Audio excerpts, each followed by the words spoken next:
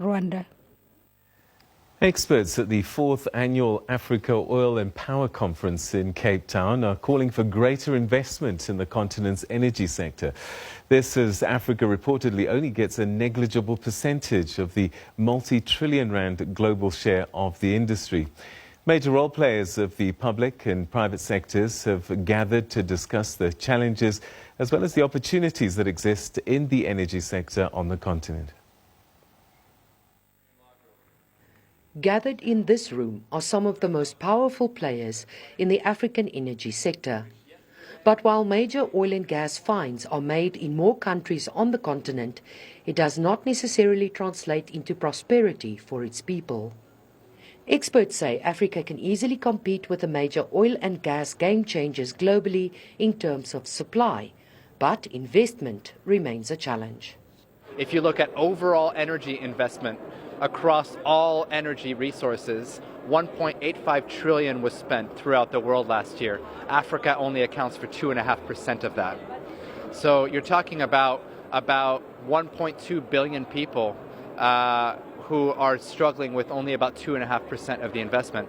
Just to put that in perspective, that's only about $60 per person in Africa that's being invested, and that's just insufficient. African countries agree that the fossil fuel energy sector is a major component of its development, while recognizing that global warming is a major threat. But leaders warn there needs to be a balance. If you really look who are the countries who are making discoveries, are African countries. You have the huge discovery of Senegal, you have the huge discovery of Mozambique. So to say to those countries who have the resources not to develop it is very unfair. Now, why we say it's unfair? Because we keep insisting that we need to look on both sides regarding climate change. We need to look at the producer and the consumers. I insist one of the biggest problems is the consumers, because the consumers are the ones who have to change their habits. The African Energy Chamber says free market capitalism is still the best way to grow economies, and countries should be unapologetic about it. But there must be an African angle to extract and best serve the needs of the people.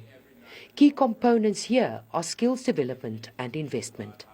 If we don't promote growth and capitalism and those values, it's not capitalism the way you see, we are never going to take our resources and be real stewards of our resources. We are going to always wait on others to come invest, and we are at the beginning end. It's time for us to be real stewards of our resources and drive it up.